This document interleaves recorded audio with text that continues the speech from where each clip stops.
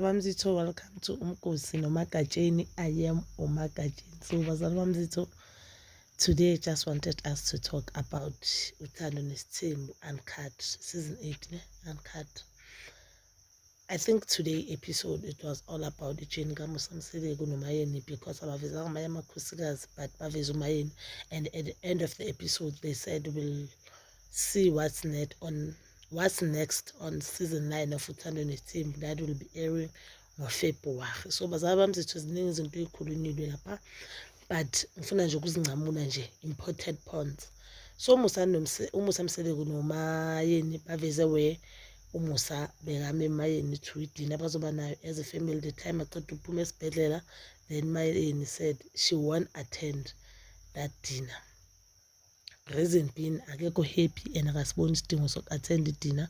Then uMusa Mseleko said you need to attend the dinner because of the contract oyisayinile, so that means i-production iyobe forced uMayeni to attend the dinner but not uMusa Mseleko the way Musa bekayibeka ngakhona. And that is when Mayeni started having a problem ukuthi how can ukuthi i-production ibe ne-problem nami nga-attend while abanye abantu bebanga-attend. But yabona today guys, I'll tell you this, I know Mayeni is my favorite but Mayeni yadelela. Let's just be honest. Umayeni yadelela. Umayeni, yabo one thing about her, abantu abathi ngicela ukuthi uyamtshela uMusa emehlweni, and we cannot condone that as abafazi. We cannot condone umfazi okwazi ukumatshela indoda yakhe ukuthi hayifutheke. That is disrespect guys. Ukumthuka phela uma ufutheke emntwini uyamthuka. As much as you can't say you won't say futheke kubhuti wakho, as much as you won't say futheke kubaba wakho, why umele uthi futheke kumyeni wakho? Umyeni wakho la kusungane yakho, umyeni wakho la kuse-friend yakho, even no-friend yakho anyeke uthi mawula uthi hayifutheke. You don't say that emntwini omdala, you don't say nje that emuntwini, because even nengane yakho if uzothi hayifutheke ngelinye ilanga uzothi maseyindala maseniqabana athi hayifutheke. You do not say that, especially makuliwa. No, you don't say that.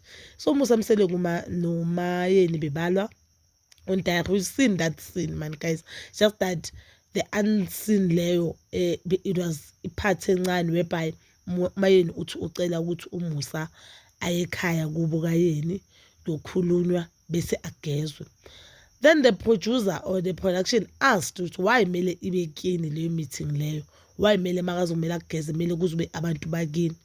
Umayeni being rude as she is uphendule wathi akusokwakho lokho okwami, so bokushelo for in, and ukudelela lo muntu okubuzayo, and that was a valid question. I feel like uMayeni udelela uMusa Mseleko just because uMusa anganabazali, and udelela uMusa Mseleko ngoba yena nabazali, and i-family structure yakhe ekhaya kube engathi stronger than akibo Musa. Angithi abona uMusa akazwani nabantu bakubo laba abasele, akana mama akana baba, akana even a good relationship nabantu bakibo babakhe, akafuni ukukhuluma nabantu bakibo babakhe, abantu abathandayo yena, abantu afila ngathi bayamsupport abasekho emhlabeni, which is ugogo wakhe nomama wakhe, yena nosusu wakhe abanabudlelwane obu-right. I think Umayeni is taking advantage of that because I don't understand why wena mele uthi mele kube ne-meeting kube uMusa nabantu bakini bese. I don't have a problem, angiboni inkinga ukuthi uthi ufuna ukugezwa, and angiboni inkinga nge-meeting, but inkinga yami nge-meeting ukuthi why mele i-meeting ibe kibo Mayeni, and why futhi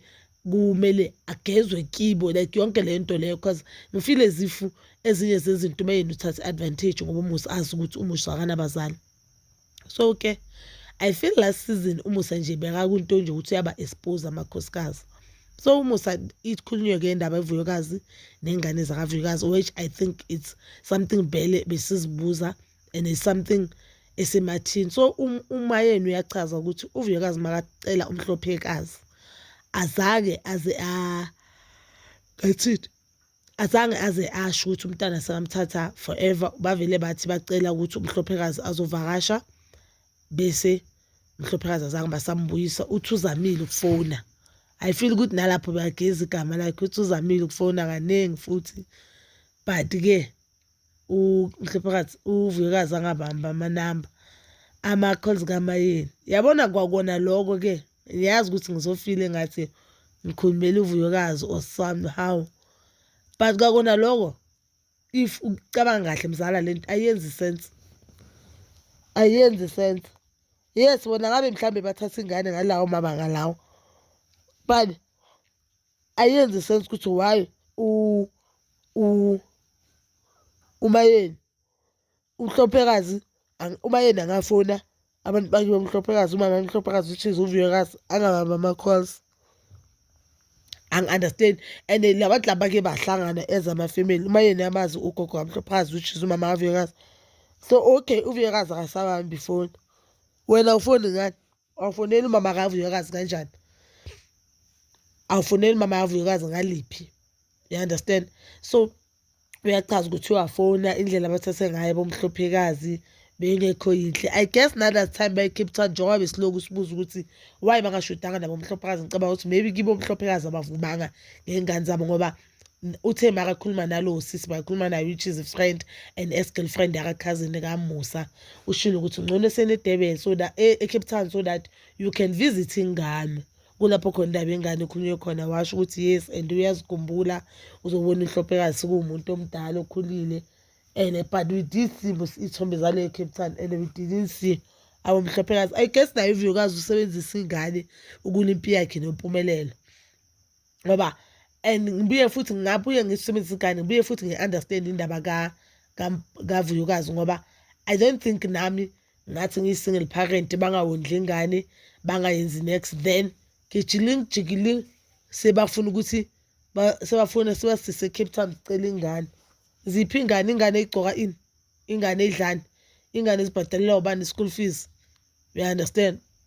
So I do not condone how uVuyekazi athathe ngakhona ingane. I feel like it's wrong but futhi ngifuna ngathi bashaye i-communication.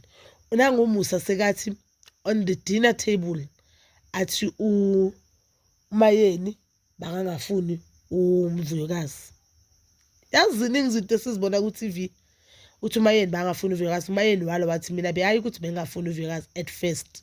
Mina benginenkinga nendlela benginenkinga uVuyekazi ngangingamazi. Benganankinga noVuyekazi ngangingamazi uVuyekazi bengizahlala kanjani ngingamfuni. But uMusa umile ukuthi wena bongamfuni uVuyekazi yimi engilwile ukuthi uVuyekazi eze la ekhaya. Athi no mina benginenkinga noto but lapho ngiyam-understanda mina uMayeni. Mhlawumbe yena wayenenkinga ukuthi uVuyekazi mdala kuMpumelelo 1. 2 uVuyekazi uMpumelelo sisemncane ukuthi angaba nonkosikazi uzohlala egcekeni.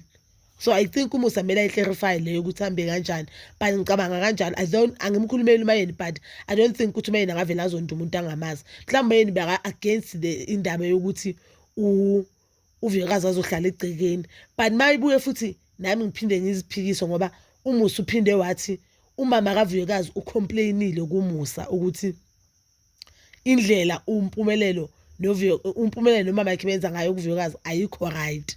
So uthi uMayeni waphendula wathi umama kaVuyekazi waye wrong communicator noMusa. Officially yavumelana noMayeni beka wrong communicator noMusa ngoba ingane ihlala naye, ingane uyokhulisa ingane uyogeza ingane and she knows ukuthi uMusa unesithembu. So mazo communicator noMusa uMusa won't know everything enzeke empilweni kaMhlophekazi as much as uMusa amthanda uMhlophekazi and as much as uMusa bekayikhulumela relationship kaVuyekazi noMpumelelo.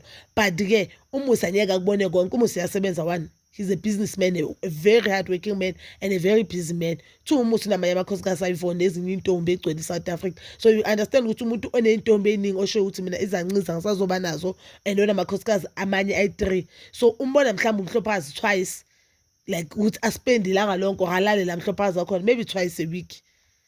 So anyakazi yonke into yenza kuMhlophekazi. I feel like nakibo uVuyekazi ukuthi communicate noMusa. It was so wrong of them. It was so wrong of them. But you don't know what really happened. I guess uVuyekazi uzoyenza live I explain into yakhona. But the new Vuyekazi I don't think uzoyenza live. Sizofika out thina sokhuluma size sikhathale and sofika la sifika khona. But what I love about this whole thing, they didn't clarify ukuthi kwenzakalani endabeni nabo nengane. So uMusa msele ushilo ukuthi kusho ukuthi uNzulu anyeba bamhlawule ngoba uthi uVuyekazi uthi abahlawulanga uMhlophekazi.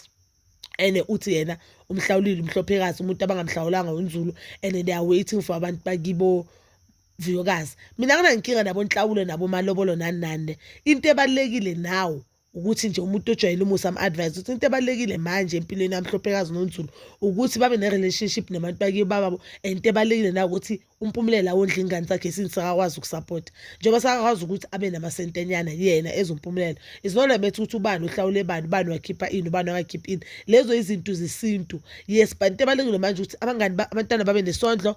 I feel like if uwondla ungahlawulanga icala lakho lincane but mawuhlawulile ungawondlanga uyafana nomuntu ongayenzanga next.